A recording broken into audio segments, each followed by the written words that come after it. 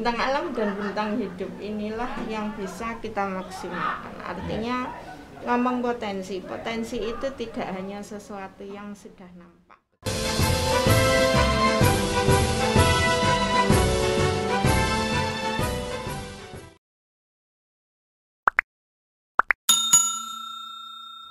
Assalamualaikum warahmatullahi wabarakatuh. Sahabat Mata Blitar yang berbahagia, kali ini saya menghadirkan seorang narasumber yang ini dapat dikatakan superwoman, yaitu Mbak Ana. Nama lengkapnya so Mbak?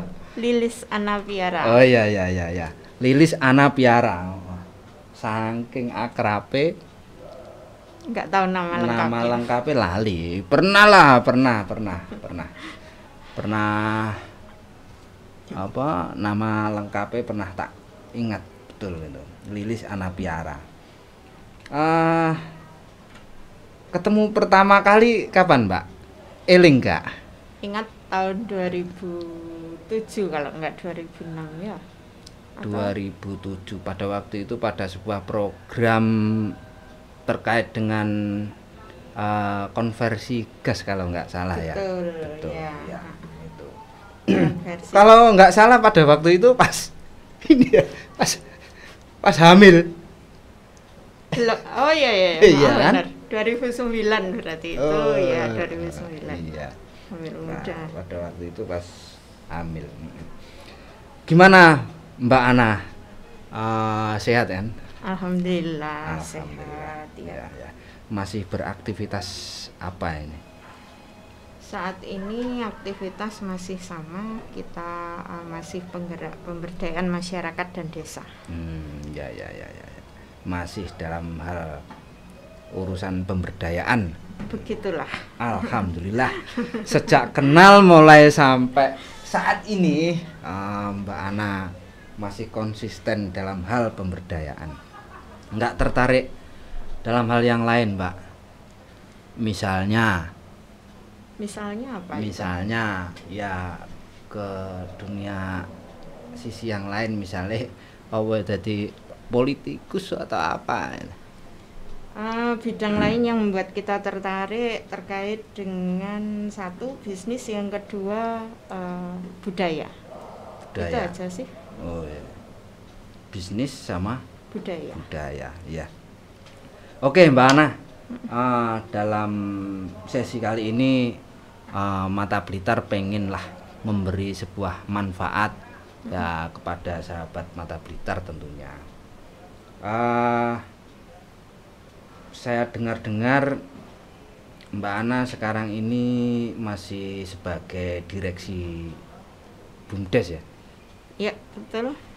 Okay.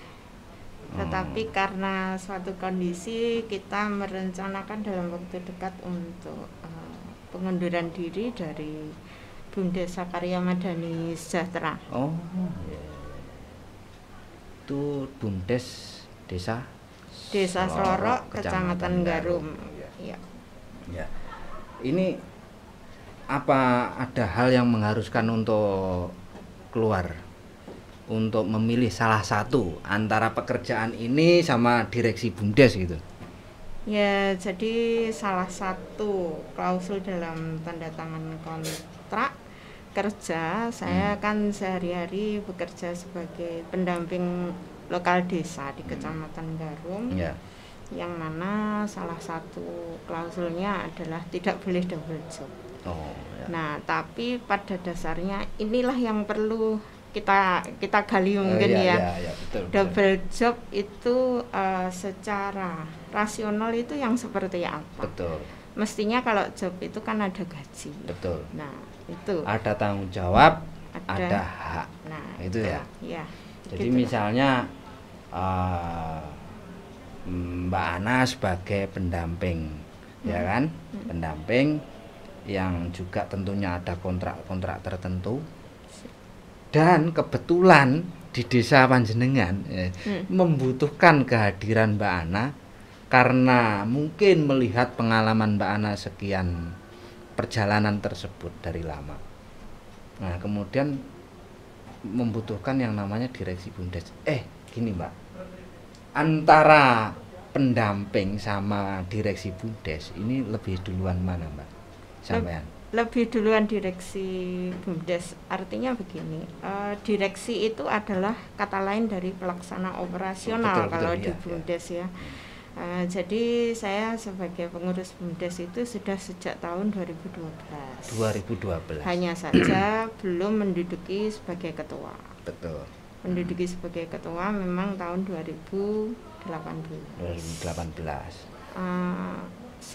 Saya sendiri secara pribadi merasa sudah cukup waktulah untuk regenerasi sebenarnya ya, karena nggih sadar kalau sudah sepuh. Betul. Ya, sepuh. Sudah sepuh ya. Mbah Ana ya. Menjelang nenek ini. Akan tetapi itu kan butuh sebuah proses kan. Ya. Kalau regenerasi itu tentunya. Artinya bahasa yang sangat simpel dan mudah dipahami, butuh kaderisasi. Betul ya. Artinya selama Mbak Ana menjadi direksi, ini kan nggak mungkin selamanya. Mungkin hanya beberapa tahun atau mungkin hanya seperiode kepala desa, mungkin gitu Mbak ya? Tidak juga, sesuai dengan ADART bahwa kita dikontrak sekali kontrak 5 tahun. Oh, betul. Kemudian bisa dikontrak maksimal selama 2 periode dengan catatan ada evaluasi kinerja setiap tahun gitu. Kalau kemudian berarti Mbak Ana ini memang sudah mempersiapkan kader. Iya, kader. Ya, insya Allah. Sudah. Alhamdulillah. Jangan-jangan ngene loh Mbak maksudku. Sampan pengen menarik diri mundur karena suatu hal, karena pekerjaan yang lain dan sebagainya, tetapi desa yang sedang membutuhkan kemampuan atau skill sampean, ternyata sampean belum menyediakan kader. Ini kan sayang sekali. Ya, betul. Itu juga yang jadi salah satu bahan pertimbangan bagi desa. Kenapa setiap kita mencoba untuk mengundurkan diri ini masih belum diizinkan kemarin karena setiap kita ngader ternyata kadernya payu kayak gitu. Payunya bagaimana? Ditarik menjadi perangkat dan stafnya desa. Berarti jadi, berhasil. Ya, tapi yang sekarang insya Allah ini tidak ditarik dulu oleh desa lah, karena bagaimanapun kita butuh regenerasi supaya ada wajah-wajah baru kader di tingkat desa. Betul. Oh, iya Mbak. Ini menurut saya ya itu dianggap basa-basi atau apa terserah lah. Tapi yang paling penting adalah pengalaman sampan saya tahu, sampan di pemberdayaan, kemudian di dalam hal wisata saya juga tahu Mbak Ana sebagai salah satu anggota sekretaris 2 ASI Dewi ya. Iya. Si Dewi Kabupaten Blitar. Artinya pokoknya lek nang Blitar iku dalam hal pemberdayaan nama Lilis Ana Piara lah iki mesti enek. Sak ngertiku ya. Jadi malu. Dengan seperti ini mungkin sahabat Mata Blitar juga tahu ini loh ada tokoh perempuan di Blitar yang memiliki kapasitas pemberdayaan yang ya saya pikir cukuplah dalam hal waktunya dan banyak mengenyam pengalaman tentunya. Ini Mbak, kalau melihat di Blitar, kata orang atau kata banyak orang yang katanya Blitar itu sangat banyak potensi dari sisi sumber daya alamnya, dari sisi SDM-nya. Apapun lah banyak ya kan? Apalagi pernah muncul juga pemimpin Indonesia yang dari Blitar gitu ya, lebih dari satu ya. Aku lali Mbak, sorry. Iya. Nah ini lek ngomong karo sampean iki oke Mbak asli. Sing tak pengen tak omong niki oke dalam hal ekonomi, dalam hal kebudayaan, dalam hal politik sebenarnya juga iya lah, tapi neng kene nggak usah. Menggelitik ya. Saiki nggak usah tak buka sih lah, kapan-kapan ya Mbak. Dan aku tahu ini Sri Kandi yang satu ini ya, ini supaya apa sahabat Mata Blitar penasaran. Tapi yang kali ini saya lebih fokus ini Mbak, yang sesi kali ini saya pengen menggali hal yang seksi untuk dikembangkan tentunya di Blitar itu kira-kira dalam hal apa Mbak? Jadi begini, menurut apa yang sudah saya pelajari selama ini, kita amati yang terjadi di desa, karena memang kita fokusnya pada pemberdayaan masyarakat dan desa ya. Betul. Selama ini yang kita pahami, Blitar itu memiliki dua karakteristik yang istimewa. Iya, iya. Satu, kita memiliki bentang alam. Apa? Bentang alam. Ya. Oke. Yang kedua, kita punya bentang hidup. Bentang hidup. Iya, Mbak. Nah, kalau tadi Mas Ulum bilang ada sumber daya alam dan sumber daya manusia. Dengaran sama nyelok aku masih. Mau dipanggil kakek. Jadi sering-sering aja aku ngundang ini ganti celok emas. Bentang alam dan bentang hidup inilah yang bisa kita maksimalkan. Artinya ngomong potensi itu tidak hanya sesuatu yang sudah nampak. Betul. Yang bisa kita jual, tetapi juga masalah itu sendiri sebenarnya potensi yang bisa kita kelola, di mana seandainya kita bisa memberikan solusi yang nyata kepada masyarakat, maka itu akan menjadi sebuah sumber potensi luar biasa yang justru akan menyentuh masyarakat secara langsung. Jadi tidak hanya di sana ada bentang alam yang begitu indah yang harus kita kelola, kita maksimalkan pemanfaatannya, tidak hanya itu. Masalah krusial di Kabupaten Blitar adalah sampah. Satu. Yang kedua terkait dengan bentang alam itu masalah krusial yang bisa kita gali adalah pada saat seperti ini ada pandemi, banjir, ada ya. Oke. Masalah gini alam. Mbak. Itu yang kaitan dengan alam, yang mungkin bisa dikaitkan dengan sebuah apa namanya gambaran ekonomi ke depan. Misalnya gini Mbak, ya kita sama-sama tahu lah, saya tahu tadi pendamping dan sekarang masih pendamping, saya pun juga pernah mantan gitu. Pendamping. Mantan ya. Iya. Mantan. Nah, pada saat itu saya pernah berpikir panjang lah terkait dengan sebuah pengembangan. Wah ini lumayan ya, ada pendamping desa yang kemudian ada perhatian dari kementerian, terutama dari pemerintah gitu ya. Yang terkait dengan porsi terhadap ekonomi desa, khususnya terkait dengan pengembangan BUMDes itu. Nah, kalau di Blitar Mbak, ini minta mungkin ini ya kita sama-sama tahu juga tidak semuanya itu berjalan dengan mulus terkait dengan perjalanan BUMDes.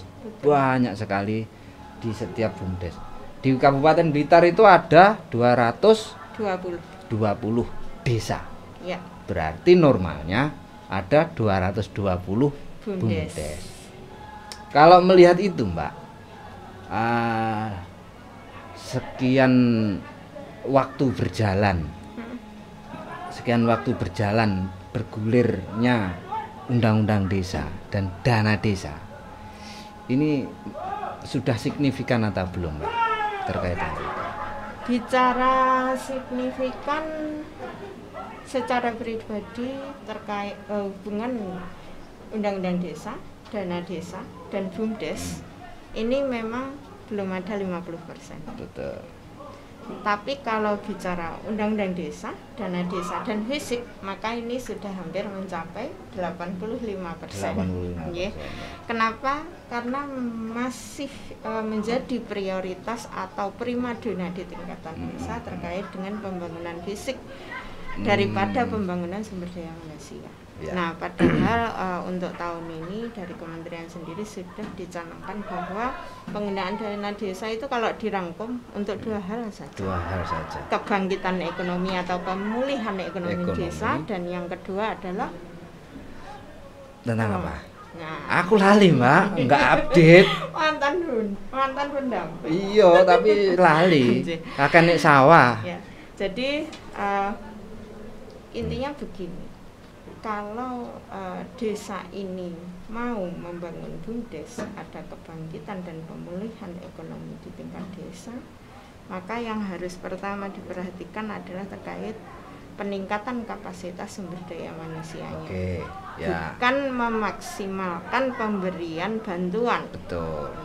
Jadi di wilayah tugas kita prioritas penggunaan dana adalah boleh menyebut nama desa, Mas? Boleh, silakan. Di Desa Pojok itu optimal penggunaan dana desa tahun 21 ini adalah untuk bidang pemberdayaan. Di mana di setiap dusun ini dibentuklah kelompok masyarakat yang kemudian nanti akan dimonitor oleh kami tua masing-masing. Mereka Kasun ya? Sekarang namanya kembali menjadi kami tua, Mas. Iya. Nah, nanti kelompok inilah yang akan menjalankan usaha. Tahun ini diberi pelatihan alatnya dan kemudian pemasarannya nanti akan dipasarkan oleh BUMDes. Jadi begitu. Jadi supaya apa? Nanti anggaran ini tetap muter di desa. Per dusun, nah ini yang menarik ini, Mas. Per dusun kegiatan ekonominya tidak sama, sehingga nanti harapannya berdasarkan mapping analisa masing-masing dusun ya. Betul, analisa usaha yang mana sudah ada embrio di dusun tersebut, kemudian kita satukan warga ini menjadi sebuah kelompok. Ditambah warga baru yang belum usaha di bidang itu, tetapi punya kemauan untuk menolong dirinya sendiri di masa pandemi ini supaya mendapatkan penghasilan. Oh iya, sebentar Mbak. Siap. Ini menarik. Kalau ini menurut saya memang baru. Ya. Baru ini, baru. Ini berlaku untuk semua desa atau ini sebuah inisiatif? Ini masih terjadi di satu desa. Di satu desa? Iya, di satu desa yang harapannya nanti bisa ini dikloning oleh desa-desa yang lain. Betul. Apakah tidak ada bangunan fisik di situ yang menggunakan anggaran dari dana desa? Ada. Ada. Tapi porsinya dari 900 juta sekian itu hanya 200 juta sekian yang digunakan untuk fisik. Siap. Ya, selebihnya untuk pemberdayaan masyarakat. Sebagai embrio unit usahanya BUMDes. Begitu. Nah, ide-ide seperti ini tentu ada sumber yang menginspirasi, mungkin bisa dari pendampingnya, mungkin bisa dari masyarakatnya, mungkin dari bisa pemerintahnya. Nah, tentu hal ini kan harus sinergi, Mbak. Nggak iso sampean sebagai pendamping kan, misalnya duwe ide seperti ini, pemerintahnya sama masyarakatnya tidak nyambung ya, akhirnya kan sia-sia saja kan. Meskipun itu ide yang bagus. Itu. Oke Mbak, lanjut. Kalau ini lebih mengarah pada kejadian yang ada di tengah masyarakat. Dilalah pemerintah desanya menyambut baik usulan masyarakat yang disampaikan melalui Musdus. Kemudian nyambung dengan visi misi kepala desa, kita bahas di Musdes, disetujui oleh forum, ya sudah terjadilah. Akhirnya diputuskan dalam Musdes tersebut. Ini sudah mulai berjalan. Iya. Iya kan? Iya. Berarti ini sudah bulan Februari. Berarti kan sudah bisa mulai jalan. Untuk kegiatannya belum, karena kita nanti mungkin direncanakan tapi pada minggu sudah. ketiga. Plannya sudah. Ya, minggu ketiga bulan. Minimal Februari. Maksudnya begini Mbak, maksudnya kelompok-kelompoknya di masyarakat itu sudah mulai terfikirkan, sudah terplanning gitu loh. Sudah ya. Dan sudah itu ditetapkan dalam Perdes, APBdes untuk pendanaan tercover di RKP. ada di dalam RPJMdes. Dan juga di masing-masing kelompok ini masing-masing kami tua sudah membentuk diberikan sosialisasi juga ya. Terus itu nanti Mbak, kalau itu berjalan kira-kira sampean sebagai pendamping ini tentunya berarti dalam satu desa sampean itu berarti kan harus misalnya ada 4 dusun, berapa dusun 7. Pak? 7 dusun. 7 dusun. Ketika 7 dusun ini berarti sebagai pendamping konsekuensi dari sebuah pemberdayaan berarti sampean akan hadir di 7 dusun itu loh. Sebelum pemberdayaan ini berjalan, kita terkait dengan di desa tersebut terjadi yang namanya revitalisasi BUMDes ya. Akhir tahun 2019. Revitalisasi BUMDes. Nah, itu kita juga ikut muter ke 7 dusun untuk sosialisasi unit usaha yang akan dikelola oleh BUMDes, yaitu terkait pengelolaan sampah rumah tangga. Betul ya. Itu unit usaha pertama. Yaitu konsekuensi pekerjaan yang harus kita lakukan malam. Ya udah. Iya, wong dibutuhkan masyarakat loh Mas. Terus ini Mbak, terkait dengan keberadaan masyarakat yang notabene adalah petani. Itu menurut Mbak Ana, ini keterlibatan pemerintah atau mungkin BUMDes itu kira-kira seperti apa? Nah, ini lagi yang istimewa. Ini gini loh Mbak, pertanyaan ini murni ini bukan Mas. Gak apa-apa, it's okay. Di desa ini juga selain prioritas penggunaan dana desa itu untuk kegiatan ekonomi di bidang pemberdayaan dan pengelolaan unit usaha BUMDes, juga untuk pengenalan teknologi tepat guna di bidang pertanian dan peternakan. Jadi itu ya tetap bidang pemberdayaan ya. Yang mana pengelola atau pelaksananya adalah teman-teman petani di desa tersebut. Betul. Diwadahi dalam kelompok tani dan gabungan kelompok tani. Iya, Gapoktan sama Poktan. Ya. Betul. Jadi ada lahan tanah kas desa yang memang sama desa dibebaskan penggunaannya, tidak masuk dalam tanah bengkok atau banjaran perangkat desa. Digunakan khusus untuk pengenalan teknologi tepat guna. Untuk uji coba ya? Iya. Demplot. Betul, demplot. Sekolah lapang demplot atau apalah namanya ya. Artinya tinggi belajar itu ya butuh sebuah media. Betul. Dan itu pemerintah desa memfasilitasi. Iya. Alhamdulillah kok ada desa yang baik begitu. Iya. Begitulah. Enggak, maksudku aku bertanya terkait dengan hal ini. Baru-baru inilah, artinya begini, sebenarnya pemerintah itu hadir untuk petani itu di saat apa sih? Kan gitu ya. Sekarang statusnya ini bentuk pertanyaan atau protes Mas? Enggak, ini tadi yang anu loh. Pertanyaanku itu munculnya tekan itu loh. Baiklah. Aku anaknya wong tani ya. Terus konco-koncoku sing tani ya oke. Anu lah. Terkait dengan ini tak pikir dhewe yo selain pertanyaane wong-wongku, pemerintah itu hadir pada warga yang tani itu pada saat apa sih kan gitu. Oh, kalau sih menonton berita ada pupuk subsidi lah, ada bantuan benih lah, ada bantuan alsintan lah. Oke, itu berita. Iya. Nah, terus kemudian ketika ya biasa nek desa Mbak ya, ono gendoren, ono yasinan dan sebagainya. Sambate kok padha pupuk, sambate kok padha enek hama dan begini dan sebagainya. Artinya seolah-olah terus malah terbersit. Pemerintah itu hadir pada petani itu pada saat apa itu loh. Pemerintah hadir pada saat apa? Enggak. Sekarang kalau boleh kembali tanya ya. Kita bagian dari petani, kita bagian dari masyarakat, atau kita bagian dari pemerintah itu sendiri?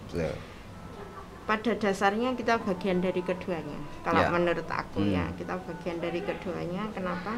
karena kita juga lepas dari status kita di tengah masyarakat apa, kita tetap kembalinya bagian dari masyarakat. Nah, akan lebih baik sebenarnya yang dibutuhkan petani itu bukan subsidi terkait pupuk, tetapi subsidi harga. Subsidi harga ya? Iya, subsidi harga panen. Kenapa? Yang saya rasakan, saya sendiri orang desa loh Mas. Iya. Yang saya rasakan ngerti, adalah Sloro desa. Sore Gunung Kelut. Jadi begini, sering yang kalau kita amati dan mau jujur, pada saat panen petani tidak ada masalah. Betul. Mau pagebluk mau apa, nggak ada istilahnya masalah. Petani keluwen, ya artinya petani tetap bisa makan. Nah, punya hasil panen. Kalau satu pagebluk maka masa tanam yang kedua dan ketiga tidak akan pagebluk. Jadi tetap bisa makan. Ya. Tetapi pada saat mereka menanam, misalkan pun bibit mahal, pupuk mahal, obat-obatan pengendali hama mahal, mereka masih bisa beli, golek utangan, ya, golek utangan atau ijon istilahnya. Ya. Tapi kalau harga panen ini amblek, nah sudah. Wassalamualaikum. Nah, wallahul muwaffiq. Iya. Kalau orang-orang tadi bilang wassalamualaikum, harga gabahnya sudah seperti ini. Itu yang menyebabkan teman-teman petani rata-rata keluhannya itu orang nek ceritane wong tani iki sugih. Ya, tapi tidak ada petani yang kelaparan. Kenapa? Karena petani itu merdeka. Betul. Ya, itu terus ini Mbak, dengan melihat kondisi seperti itu Mbak ya, lagi-lagi kita ngomong desa, zaman pendamping desa ya kan, pendamping lokal Mas ya, pendamping lokal desa. Nah, terkait dengan ini kan tentunya masyarakat desa itu juga banyak atau bahkan mayoritas petani itu. Betul. Nah, ada nggak sebuah terobosan yang bisa menjembatani ini? Menjembatani apanya? Menjembatani masalah yang permasalahan petani. Artinya begini Mbak, kalau harga pokok naik mesti banyak orang demo, ya kan? Padahal kalau ngomong harga pokok naik, kemudian hasil panen juga naik, ini satu angin segar bagi petani ya kan. Nah, cuma kan yang lain pada teriak. Tapi kalau kemudian harga itu turun, anjlok, hasil panen anjlok, petani ya nangis nggak benar. Nangis karena jarang sekali petani mampu menyuarakan gitu ya, menyuarakan suaranya sendiri. Betul. Lebih banyak yang menangis. Saya sendiri juga petani dan anaknya petani. Betul ya. Ya Pak, ini kapan-kapan aku pengen dalam sesi tertentu aku pengen membahas kayaknya oke Mbak, unek-unek zaman sing ngurung sop bol. Ya. Aku ngerti aku rasa terutama sampean dalam hal potensi wisata, aku yakin lah punya terobosan-terobosan, punya pandangan-pandangan gitu. Ini di Blitar tok itu seperti itu. Saya yakin sampean juga banyak hal terkait dengan pertanian, karena saya tahu sampean juga berhubungan dengan beberapa ahli dari IPB. Aja buka. Kita edit itu. Tapi untuk hal yang untuk sesi kali ini Mbak, ini kira-kira sebagai penutup yang kira-kira bisa menginspirasi warga Blitar khususnya dan kemudian sahabat mata Blitar pada umumnya gitu. Mungkin ada apa yang bisa diinspirasikan, dibagi dengan yang lain. di masa pandemi terutama ya. Pandemi sekarang bisa dibilang adalah gelombang keduanya pandemi COVID-19 yang sekarang sudah jadi pandemi COVID-21 mungkin ya. Jadi lebih baik seperti ini. BUMDes itu menjadi wadah perputaran ekonomi di tingkat desa itu. Jangan dulu berpikir bagaimana BUMDes menjual keluar desa, tetapi bagaimana memenuhi permintaan di dalam desa. Jadi belilah hasil petani dengan harga ya wis umum aja dulu, tetapi dibeli di desa. Katakanlah di desa Selorok sudah, di desa Selorok. Jualah kepada masyarakat desa Selorok. Kenapa? Banyak masyarakat yang pada kenyataannya di masa pandemi mau belanja takut. Mau ke pasar Kutukan juga takut. Jadi layani mereka di rumah.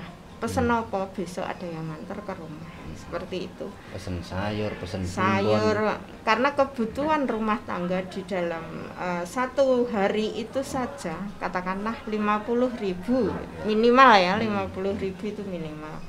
Itu beras sekilo, sayuran, lauk, sabun cuci dan sebagainya. Maka itu ada perputaran ekonomi di situ. Nah, ini sebagai bentuk pertahanan ya. Iya. Dan silahkan bekerja sama dengan Ibu PKK atau kader posyandu. Nek Pak RT pun mboten sempat ngoten niku. Nek Ibu PKK bagaimanapun glenik itu pasti mampu. Ibu-ibu kan memang kemampuannya di situ.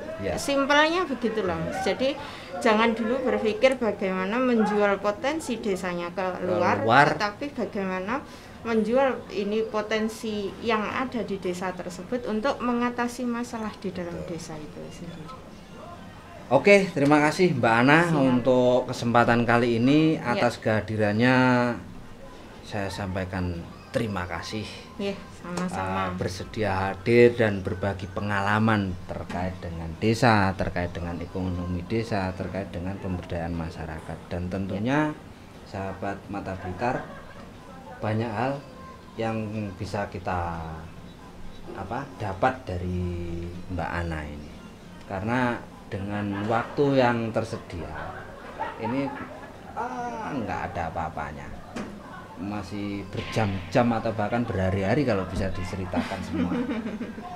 Oke, di lain waktu kita sambung lagi Mbak Ana dan saya harapkan nanti bersedia lagi.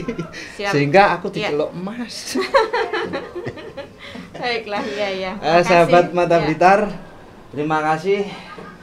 Saya akhiri sekian. Wallahul muwaffiq ila aqwamit thoriq. Wassalamualaikum warahmatullahi wabarakatuh. Waalaikumsalam.